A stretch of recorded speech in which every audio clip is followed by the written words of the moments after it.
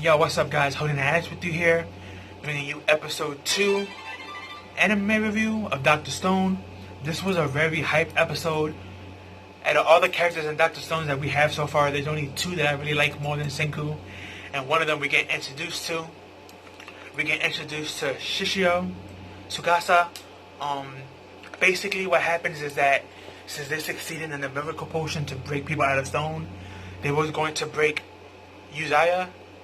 They were gonna break her out of stone, but Senku and Taiju started arguing because Senku wanted to do it right then and there.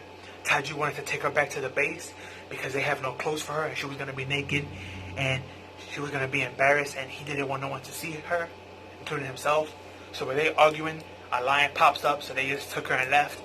And as they dipping, this lion gets 4 lioness to come with them and they start chasing them down. So they have to use the medication. They have, instead of using it on Yuzabaya, they use it on the statue of the strongest teenager, which is Shishio Tsukasa. But I'm gonna call him Shishio. I like to call him by his first name. And Shishio, basically, he breaks out and he one-shots the lion, and the other 4 lionesses with them get scared and they run off. And let me remind you, he doesn't just one-shot the lion to knock it out. The lion actually dies.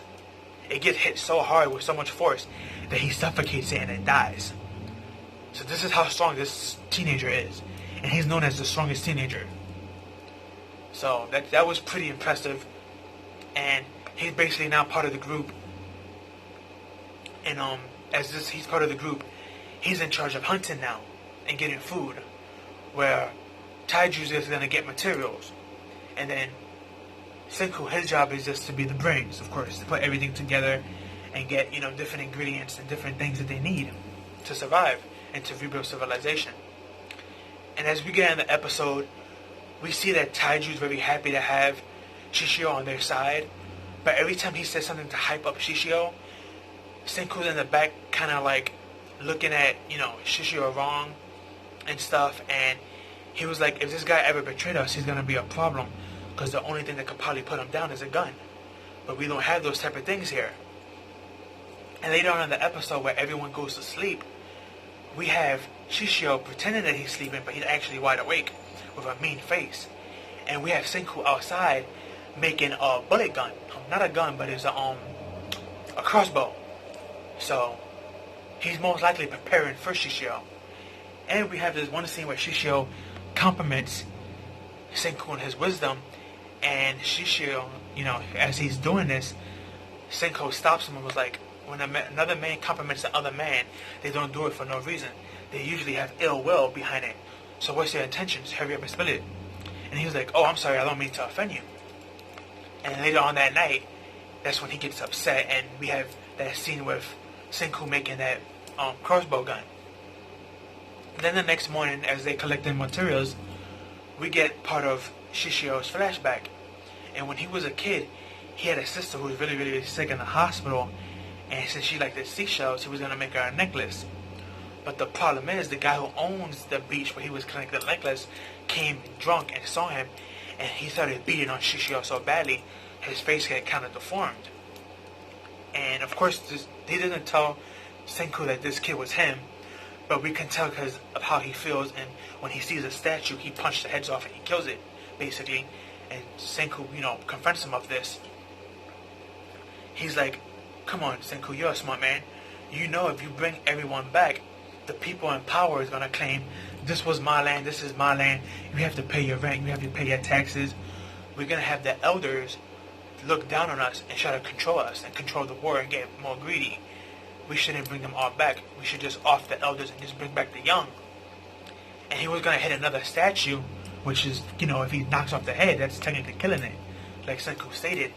And Senku basically stops him, and he was like, my job as a man of science is to spread this wisdom and science and power of it to everyone. And he stops him, and he's like, yes, I'm going to bring everyone back and build up civilization. And the episode stops with his fist in the air, and Senku's right there, grabbing his shoulder, so he wouldn't be able to swing. So this was a pretty dope episode. I love the opening and the ending. Can't stress it enough.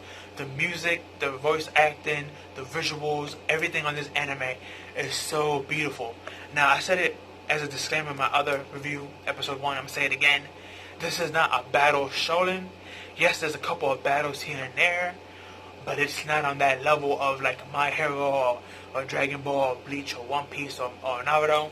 It's not based on that, so even though there's a couple here and there, it's more of an adventure slash life science series. So, and when they do battle, it's more brains over matter. So, if you're not into that type of thing, you may not like Dr. Stone. But for what it is right now, it is a really good series. And again, the animation and the voice acting and all that's on point. Seeing that Senku, even though he's not physically strong, he's not no punk either. He's not afraid to talk smack, and he's not afraid to stand up for what he believes in. I mean, he got in the way of Shishio, the strongest person so far in the series, and he got in his way and stopped him by blapping his shoulder. So he wanted to punch the other statue's head off, because he wanted to kill another adult. So, you know, this shows that Senku's very, very, very smart, but he's very brave too, and he's not afraid to say what he believes in or talk. So, I love that about Senku. Out of all the Shonen Jump like main protagonists, I would have to say Senku is definitely top 5, top 3 in my opinion. But that's just me. But the episode's real good. But now that we have this conflict between Shishio, the strongest teenager, and Senku, the smartest man, this is going to be conflicted, because we don't know what's going to happen between the two. We know Taiju wasn't there. He was on the other side of the beach collecting stuff, so he most likely didn't get to hear the conversation. But, yeah, next week's going to be a very interesting episode, and I can't wait to see what happens. And this episode was real good. Again, it was more build up and stuff, and getting more characterization on the two characters that we already got, and meeting Shishio, the strongest person. Again, good episode, really great.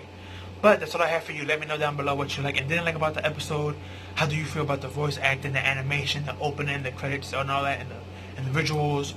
Are you liking Dr. Stone so far? If you're manga readers, please no spoilers. For those that are not manga readers, let's keep it spoiler friendly and family friendly. But that's all I have for you. Peace out and have a good one.